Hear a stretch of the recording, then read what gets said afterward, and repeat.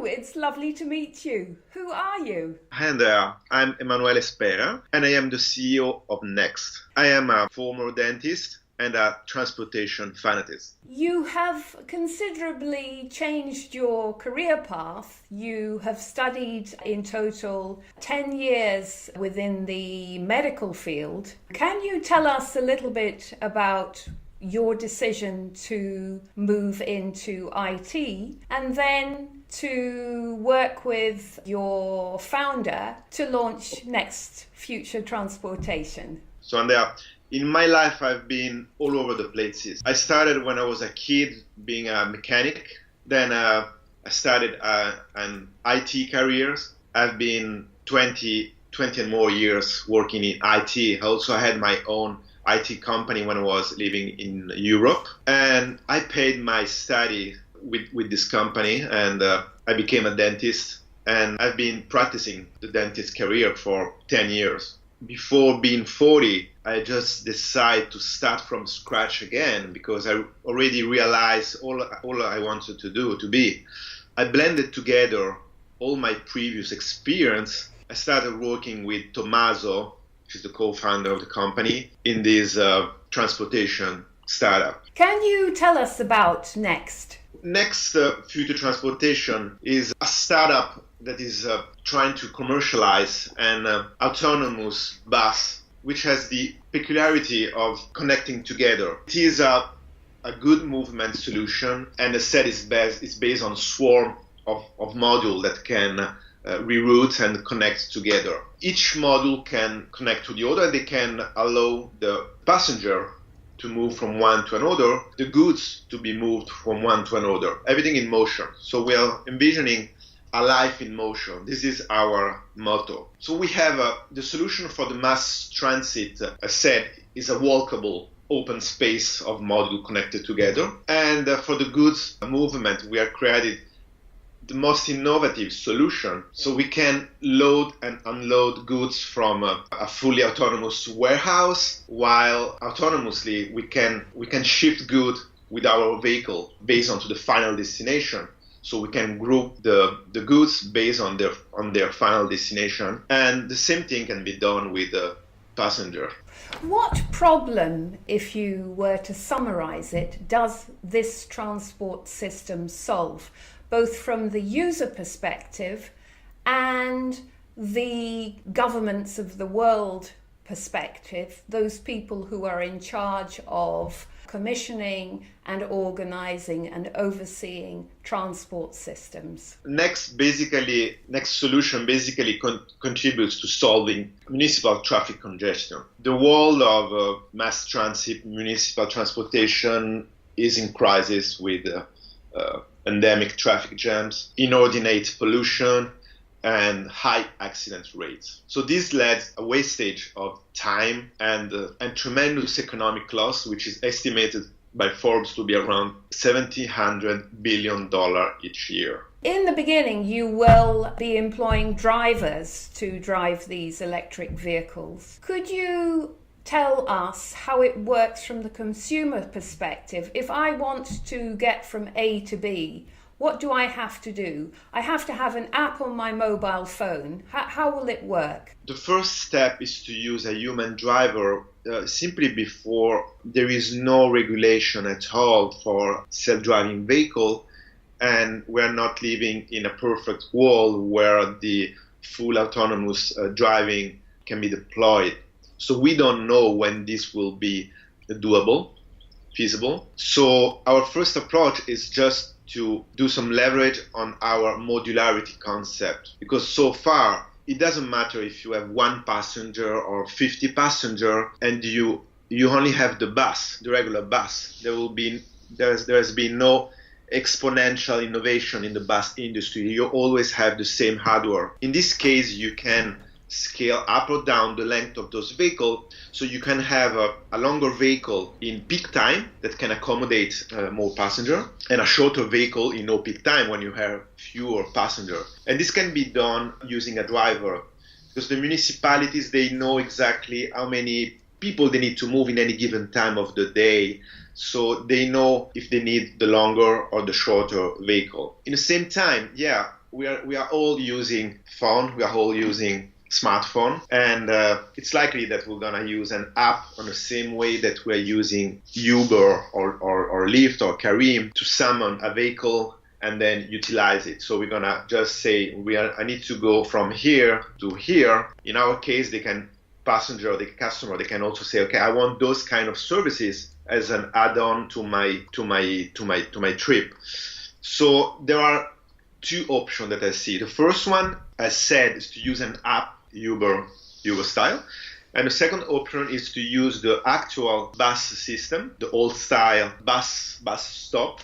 But in this case, the bus stop will communicate with the system that control the buses. So I don't have a phone. I don't want to be full day connected to my phone. I'm going to use the actual infrastructure, an evolved infrastructure, let's call it like this. And then inside the vehicle, there will be some screen where you can see your destination, you can update your final destination, or you can request for services. So it's a human-machine interaction. And the plan for services is, I remember from your video, if the customer wants to order a coffee, they're on a longer trip, the plan is then Starbucks or a similar company will have a module, and then attached to the module you're in, and your coffee will be delivered. Yeah, actually, we uncovered new business cases. So when you have a fully autonomous ecosystem, it's not anymore you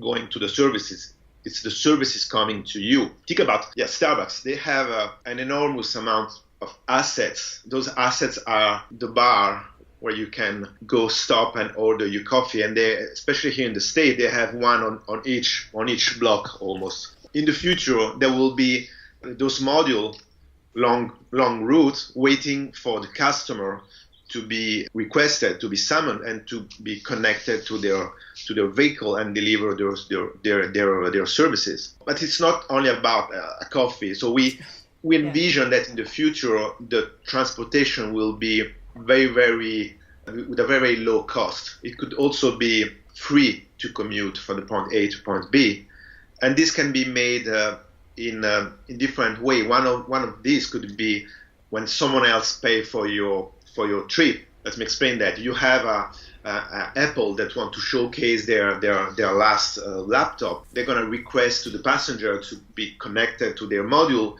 and showcase their product. So the passenger will acknowledge, and the module will connect, and the company will showcase their product. But these are one of the options. So it's an amazing business that can be developed around those autonomous vehicles. So it'll have a benefit to the logistics industry. It'll have a benefit to customers.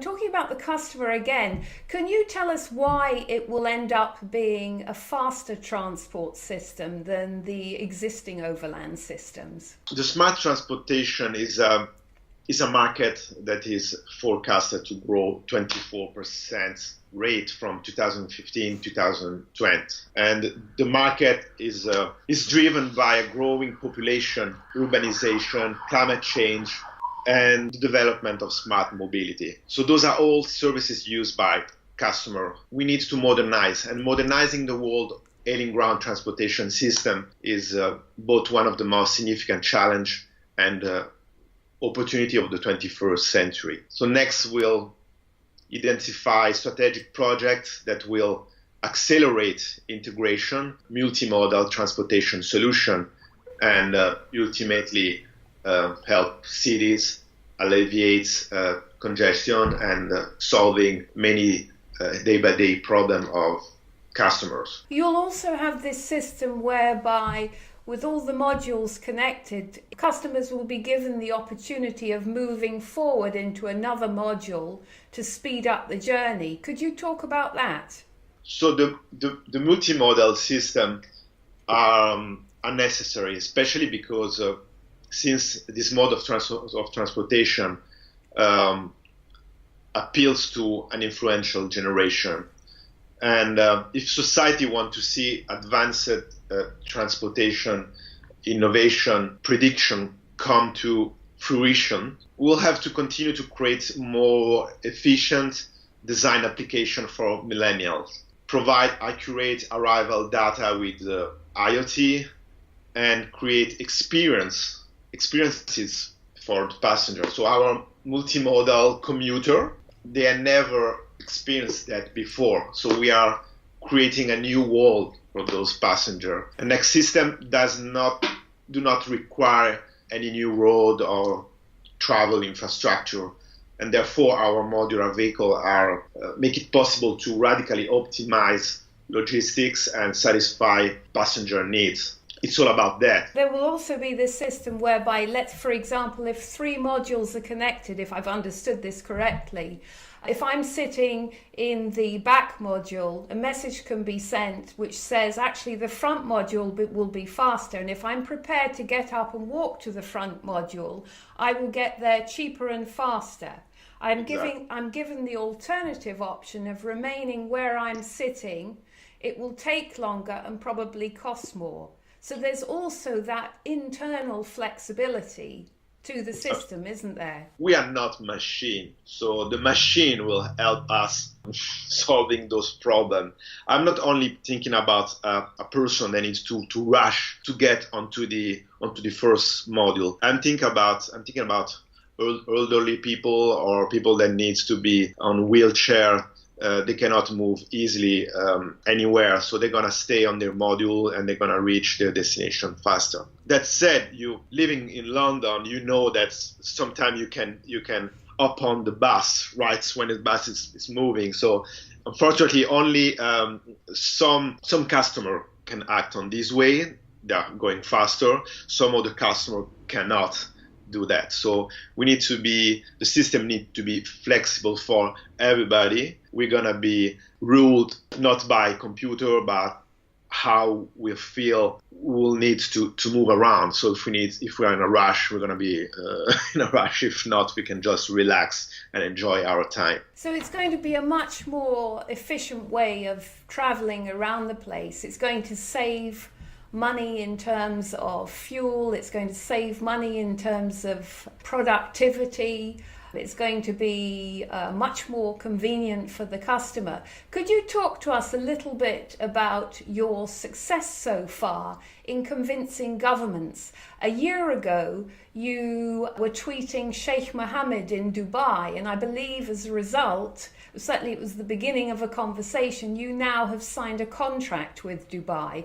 Are you permitted to talk about that? Absolutely. So at this stage of our development, we are laser focused onto development of our vehicle platform towards mass production.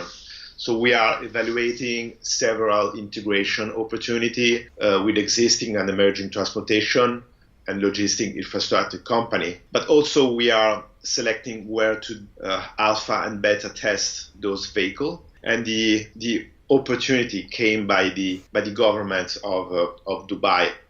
So last year, for example, Next and Hyperloop One have been selected to participate in the DFA, which is the Dubai Future Accelerator, which is a startup accelerator that has been fueled by the government of Dubai and personally by Sheikh Mohammed Al Maktoum, ruler of Dubai. We stay in Dubai for 3 months, and for example, we have been talking with all these startups that has been selected from the world. I repeat, only 30 startups from among 2,300 startups in the world have been selected. Each one of them has been coupled with the institutional company related to their expertise. So in our case, we have been coupled to RTA, which is the Road and Transportation Authority, basically the Ministry of Transportation. And we signed a contract with them. So they are our first customers, and they paid to have a pilot project in Dubai that will be done later this year. This is what we're working on. So we're working on the full-scale vehicle, and there will be a demonstration in Dubai. What are the challenges in doing this in Dubai? The Dubai summer can sometimes reach over 50 degrees centigrade. Your vehicle is made out of honeycomb aluminium, I believe. You have an air conditioning system therein, but the air conditioning system is going to be under enormous pressure in that sort of heat. Are you going to have to adapt what you have already done in engineering terms for that climate? So the platform is common on all the vehicle. The platform holds the motors, the batteries, and the control. On top of that, there is a cabin that can be made, yes, in aluminum honeycomb or with a steel frame and plastic fiber sides. The nice thing about our module is that they are absolutely interchangeable and they are highly customizable. So the vehicle that we're going to build for Dubai are going to be different from the vehicle we will eventually build for Singapore, for example. So yes, in Dubai there will be a tremendous need of energy to have a very powerful air conditioning system to work. But for example, in Dubai they have those air conditioning shelter on the street, usually at the bus stops. So one of the idea of Next is to use them as air conditioning shelter when they are not in use. So those cabins, they are pretty large, and for example, they can hold a very large solar panel on top that can produce 1 kilowatt per hour of energy. So this is not enough to completely charge a battery, but it is enough to keep an air conditioning system in operation at all the time. So there are different options and different degree of personalization that you can have on the module. On the same way, you can have a luxury module and a more mass transit module on the other side. So we are ready to this challenge, and the option and the opportunity are many. Where will the first test project run? You have the busy road going right the way through Dubai, the Sheikh Zayed road. You also have the metro system, which is run on stilts, as it were. It's up higher. Will your system run on the main roads, or are special roads going to be developed for it? The main thing of Next is that we don't need new infrastructure. So ideally, we can operate on regular roads. In the case of Dubai, for the pilot project will be done in a closed environment, so in a testing area where there are traffic signals, roads. It will be a two-module testing, two-module showcase operation where we will connect and disconnect autonomously to vehicle. In the future, we want to be the feeder system of the autonomous tram that they use in Dubai. And again, the air conditioning system is very important because all the tram station in Dubai, they are sealed and they are to keep the conditioned air, the cold air inside. So what happened with Next, we envision a solution of several modules that will physically connect to those stations, and the passenger going down from the tram will go from the station to the inside of the module without the need of going outside in the heat. So when they reach the specific module they need, for example, the module going northbound or eastbound, the door will close and the module will disconnect and they will reach their final destination. So the weather in that instance really works in your favor because it's hugely beneficial. Somebody doesn't want to drive and doesn't want to get into a taxi, they can just have this sort of continuously flowing journey from there, right the way, presumably you're going to be doing it to their homes eventually? Yeah, eventually we're going to pick up them directly to their home. So the system is able to reorganize by itself. So if you have 1,000 people you need to move, let's say you're going to use 1,000 of those vehicles, but once those vehicles are connected together and there is a flow of passenger inside, you start optimizing. So you start removing module because you're filling the front module. So it's like with the cars. So the cars, you have 1,000 people that need to move. In a state in California, you have 1,000 cars moving around, but from the point A to the point B, you always have 1,000 cars. In this case, with Next, you have 1,000 modules, but at the end, you're going to have 100 modules. So you're going to remove 90% of all the traffic just doing that, because cars are not the best vehicle to use for mass transit. The origin of the car is from it's a luxury, it's a lux that people got used to. But the only way to move a large number of passengers is through mass transit. It's an enormous achievement to get to this point with the Dubai government, and no doubt a huge amount of work from you and your team. Could you talk to us a little bit about the team, starting with the founder? Tommaso, he got a degree in industrial design, and he's also a quantum physicist. His whole life he has been trying to solve problems in the world using design and numbers. So Next, in fact, was his university thesis.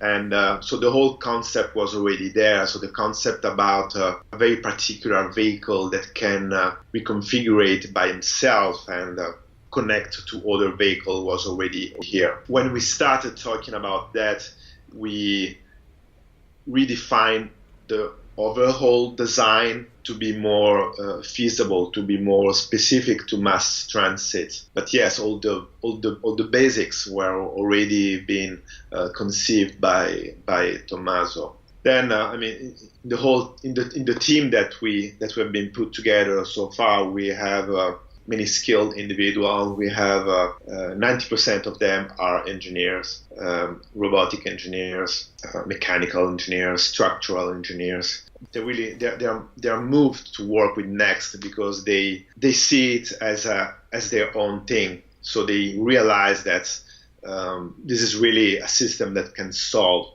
a lot of problems in the world. I'm really happy of them, and they are doing an amazing job. How did you meet Tommaso?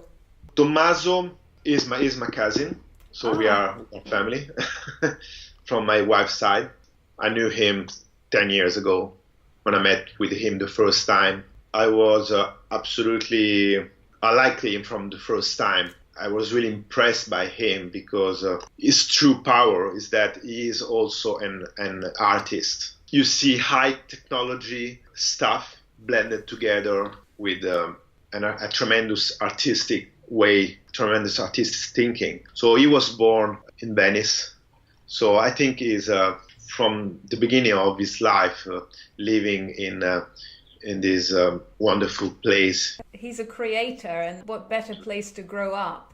You're a creator also, though. You're creating a business, and that takes an enormous amount of skill and creativity to do that.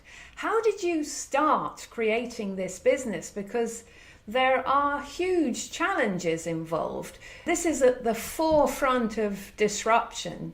You are trying to get the trust, and you've been successful, of governments. You're trying to get the trust of consumers next. That'll be a big educational program. How did you start? So you had this affinity with Tommaso, you liked his idea. What happened next? Where do you start with a project like this? Okay, so we have to go back to what happened to me. So to why I'm doing this, basically. As I said before, I came from the dental industry, but 3 years ago I was inspired by American culture. I decided to move here in the States. I had a Tommaso idea in my head, in my heart. So I started as many Italians did before. So I became an immigrant, and I aspired to pursue a life in the States. So I left my successful career as a dentist to launch next food transportation in Silicon Valley. It's amazing that after just 6 months in the US, I was very fortunate to be invited as a speaker among global tough leaders to major innovation conferences. And the exposure provided me with necessary feedback and confidence relative to launching Next as an international startup, headquartered in the Silicon Valley, in this garage. So to date, Next has been featured on Forbes, Wired, Mashable, Fast Company, Tech Insider, and many other publications. So as a result, we have established some amazing relationship, even outside the United States, outside the Silicon Valley. So anyway, through my professional career, I've been involved with entrepreneurial venture before, and I've always been interested in developing innovative solution to solve problem and create business. And I said my experience is in IT, mechanical industry, and transportation. So from the beginning, I was deeply committed to the principle of ethical business conduct, and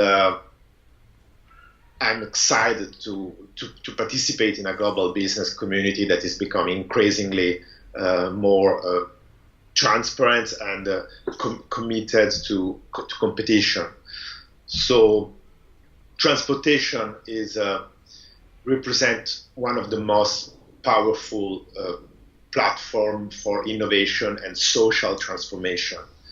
And while transportation has always been essential to how cities and region function, global attention to how those systems operate has never been greater. So personally, being born in Rome, in Italy, I saw from my whole life, so the same way as Tommaso saw Venice, I saw the remains of the tremendous efforts made during the Roman Empire to connect major cities with a road system.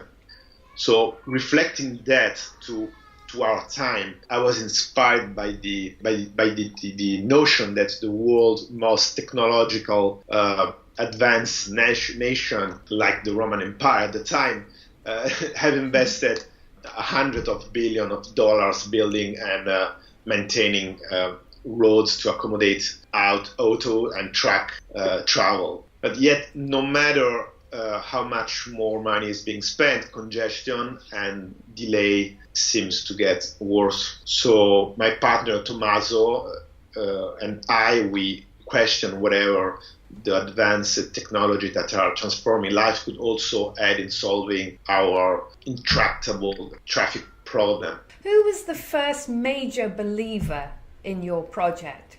Where, I mean, obviously you and Tommaso went into this with huge excitement and believed in it yourselves. But in launching something like this, it is so difficult, and people have highs and lows and sometimes doubts.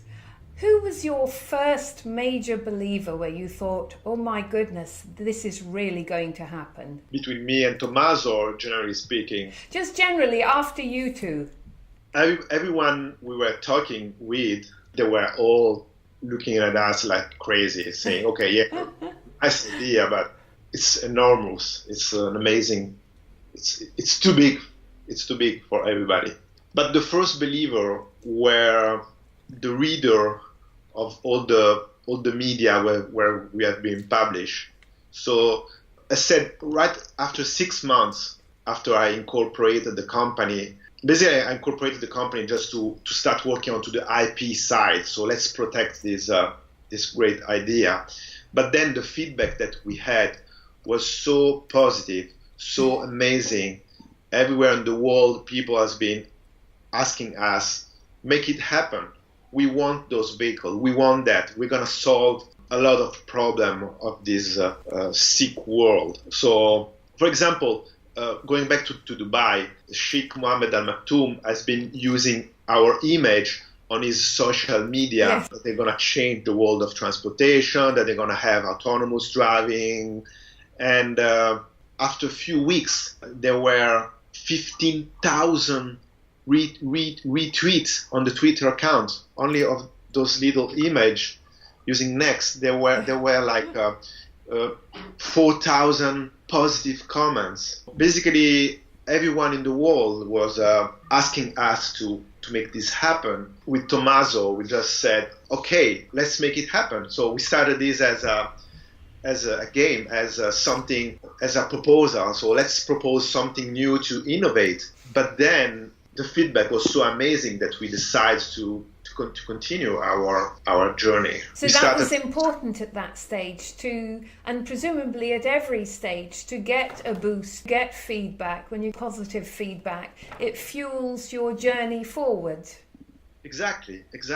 Because it's not only a personal thing. It became something we owe to the world. So we became idealistic onto the transportation system. So we see that this is a thing that can solve problem. This thing is in our hands now. Let's do our best to make it happen. I mean, we, on a certain degree, we can say that we are dreamer, if you want, but the only way to realize amazing things is to dream them, try to execute them. You're executing your dream in Dubai. That's stage one, and you're very much focused on that. What will happen after that? Dubai is one of our pilot projects. We have requests for those pilot projects everywhere in the world. Maybe we are focused on Dubai because Dubai was the first one. There was a lot of media attention, and I've been there. It's a wonderful place to be. It's they're really pushing hard to innovate and show innovation around the world. So it's an amazing launch platform. Do you think that the next cities or next areas that you will approach will be areas with hot temperatures? Now you will have been through the process of making your system work for Dubai. Would you then be interested in Malaysia, Singapore? Yeah, I mean, we are open to every country that wants to use a system like this one. As said, we're gonna have to reflect our engineering processes related to the places where we are going to operate those vehicles. We'll need to have an assessment on what kind of road, but also on what kind of system use, because at the end we are designer and we are system integrator, so we are using different technology to achieve our scope. So maybe the power system for Dubai will be different from the power system of Singapore. Maybe the Singapore government want to use a certain type of battery and a certain type of charging system because they already invested on one technology rather than another one. But for example, we see our system very versatile. We can also have a class of module that can be assembled and disassembled easily. So think about a town that is developing in Africa, somewhere in Africa. I know that there are smart cities growing up in Africa in certain regions, certain area. So they can buy a complete system from us. They can buy a 20 to 30 vehicle fleet that can be shipped right away and assembled locally. We can use local manufacturing as well. So it's not, we don't want to be a new GM or a new car manufacturer. We are providing innovation. We are providing the mass transit system with a new solution to solve their problem. The solution is going to be applied on their needs. You recently closed a funding campaign which you were running on the internet. Could you talk to us a little bit about your major investors and whether you will be launching another fundraising campaign? So I can say that maybe wrongly, I don't know, we have been using our time so far 99% onto creating next. So we've been working on IP, onto the hardware, and onto creating those connection, those industrial connection to achieve what we want to achieve. Only lately we have been working onto fundraise. So as a true startup, we started getting funding and money from family and friends. Then we got some money from a startup accelerator in Dubai as well. And then I started an equity crowdfunding campaign on internet that have just revamped because it happened that we are doing a few due diligence with some major investors. One of those investors are engineering firm and city planner companies that want to sell an overall smart cities using Next as the transportation system. So the whole city will grow around the Next concept idea. So they weren't very happy to see the share of the company offered to the general public. So we keep it quiet. So, but now I'm gonna revamp this equity crowdfunding campaign to give the opportunity to our followers to put some money. We are available and we are on the web. In an ideal world, how much extra funding would you like in now? We know that usually to develop a new vehicle, starting from design, shape, and everything, the cost is around $5 million for a traditional OEM. In our case, we develop a lot using very, very little amounts of money. We have two solutions in front of us. So the first one is to receiving funding to core from a lead investor that can fuel our research and development.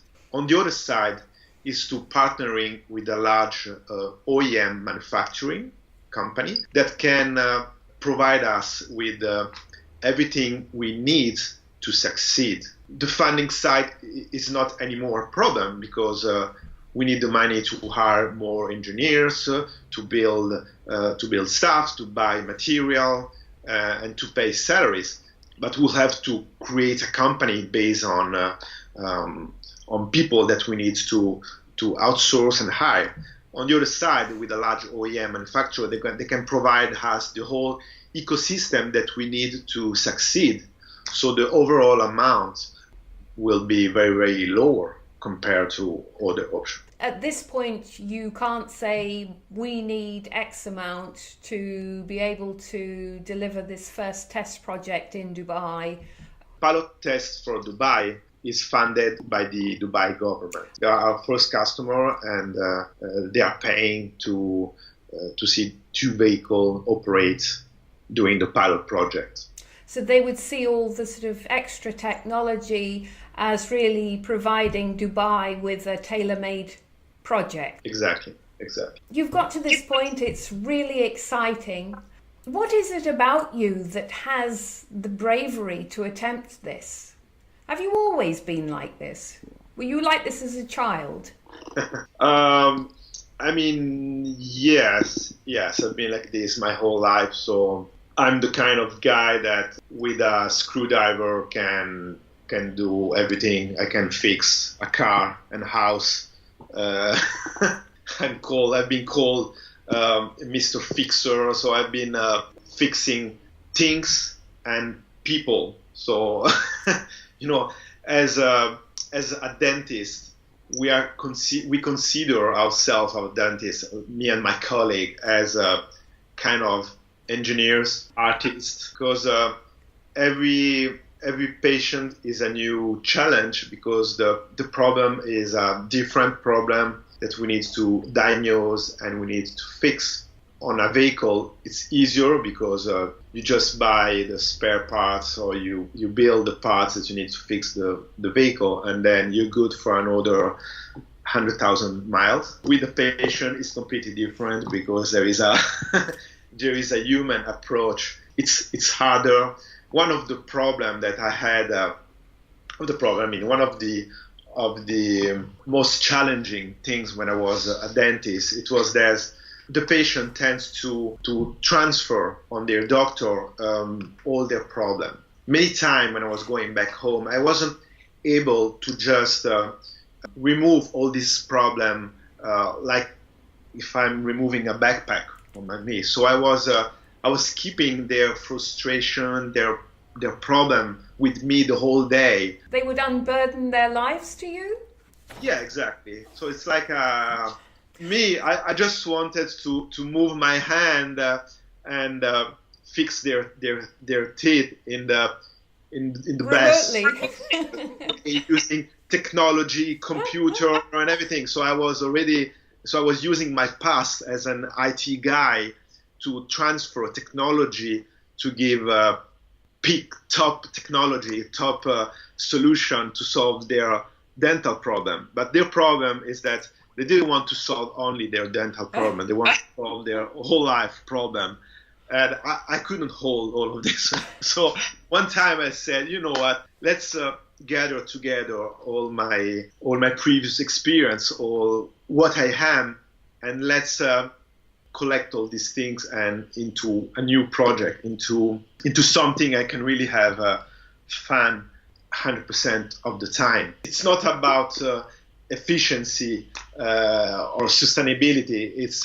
It's something I can give back to the planet. Your audience, as it were, has changed enormously. You get to meet now heads of government, heads of enormous organizations. Presumably celebrities are also involved in this. Who out of everybody that you could meet in the world would you like to meet now? And what question would you like to ask that person? If I follow my heart, I would like to meet Elon Musk because he is a visionary leader and an immigrant like I am. But following my brain, and for next, I would like to meet Jeff Bezos, Amazon. So he's a technology entrepreneur, a founder, chairman, chief executive officer, investor, philanthropist. And I will just ask him if he wants to join our board of advisor. It could really project me to the next level. Yeah, this is the guy I would like to meet. To all those budding entrepreneurs out there, people who are thinking about setting out on a huge and brave project, what would you recommend to them to inspire them to take it to the next stage? It's easy because they only need to follow their dream and imagination. There is no limit on what you can do to solve many problems that we have on this planet. So there is no stupid dream. There is they only need to follow their dream and try to achieve them and think big. If you want to achieve something, if it is very, very easy, you're gonna solve it right away, but it's not giving back to you you're not growing. But if you think big, maybe you're gonna achieve only a part of this big, enormous vision. But the small part that you're gonna achieve is gonna fill your entire life. Just try it, just do it. I mean, I had, if you want, like the perfect life before being working with a startup. So I had my house, my sports cars, my perfect job, and I decided to start from scratch again before being 40, because I have only one life. I have only one chance on this planet to do something amazing. Personally, I'm driven by a commitment of contributing to creating a healthier planet for my two daughters, the next generation that will follow up after us. Thank you so much for your time. It's been an absolute pleasure. Thank you, Andrea.